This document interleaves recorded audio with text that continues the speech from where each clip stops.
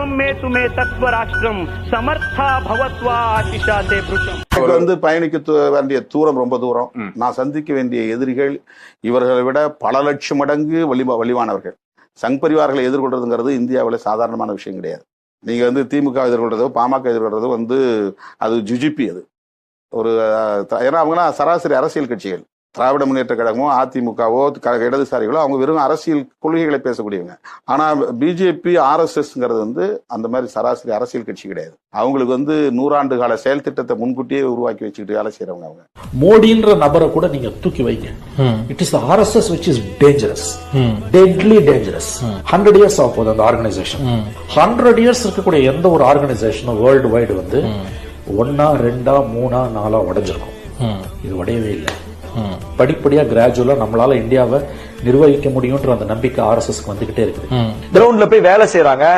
கிட்டத்தட்ட 15,000க்கும் மேற்பட்ட முழு நேர ஊழியர்கள் RSS ஊழியர்களை வைத்திருக்கிறாங்க. கொள்கை ரீதியாக அவங்கள வார்த்தை எடுத்திருக்கிறாங்க. சும்மா நாட்டில் இருக்கக்கூடிய எல்லா இயக்கத்தை போல கட்சியை போல அல்ல ஒரு அமைப்பு. அது ஒரு கொள்கை வழியில அவங்க கொள்கையை ஊட்டி அதுல உறுதியாக இருக்கக்கூடிய முழு நேர பணியாளர்களை கொண்டு இயங்குகிற அமைப்பு. 60 வருஷம் ஆட்சியில் இருந்திருக்கலாம் காங்கிரஸ். ஆனா RSS மாதிரி ஒரு கட்டமைப்பா காங்கிரஸ்? எளிதில் விலைக்கு வாங்கிட முடியும் காங்கிரஸ் எம்எல்ஏக்கள். இன்னைக்கு அதான் நடக்குது. ஒரு பிஜேபி எம்எல்ஏ வாங்கிட முடியுமா? RSS கட்சியினுடைய இயக்கத்தினுடைய மாநில தலைவர் யார் என்று உங்களுக்கு தெரியுமா? மதுரை மாவட்ட தலைவர் யார் என்று உங்களுக்கு தெரியுமா? ஏன் தேசிய தலைவர் பெயர் உங்களுக்கு தெரியுமா?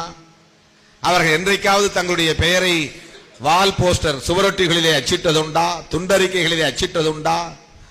என்றைக்காவது மேடை ஏறி பேசியதுண்டா? தன்னுடைய தலைவர் பின்னால் நின்றால்தான் தன்னுடைய முகம் தெரியும் தொலைக்காட்சியிலே என்று என்றைக்காவது முண்டியடித்துக் கொண்டு மேடையிலே ஏறியதுண்டா? நான் மட்டும் ஏன் பின்னால் உட்கார வேண்டும், நானும் முன்னால் தான் உட்காருவேன் என்று முன்வரிசையிலே யாராவது முண்டியடித்துக் கொண்டு உட்கார்ந்து பார்த்ததுண்டா? ஆனால் டெடிகேட்டடாக அர்ப்பணிப்போடு பணியாற்றுகிறார்கள்.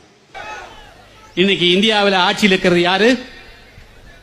ஆட்சிக்கிறாங்க மோடி. அவர்களுக்கு பின்னாலே எந்த இயக்கம் இருக்குது?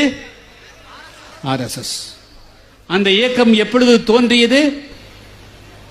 100 வருஷம் ஆச்சு. எவ்வளவு வருஷம்? 100 வருஷம் ஆச்சு. ஒரு இயக்கம் 100 வருஷமாக, எவ்வளவு? 100 வருஷமாக தன்னை வெளியே காட்டிக்கல. இன்னைக்கு வெல்லும் இந்த திருச்சிக்குள்ள யார் RSS உங்களுக்கு தெரியுமா? தெரியுமா? தெரியாது. தென்காசியில் யாராவது தெரியுமா? தூத்துக்குடியில் தெரியுமா? சென்னையில் தெரியாது. ஆனா எந்த விதமான பதவிக்குமே ஆசைப்படாமல்,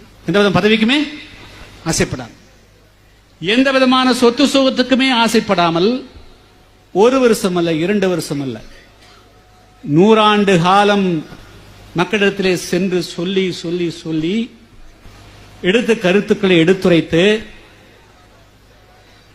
ஒருவரை குஜராத்தில் இருக்கக்கூடிய ஒருவரை இந்தியா முழுமைக்கும் பிரபலியப்படுத்தி ஆட்சிக்கு வந்திருக்கிறார்களா இல்லையா?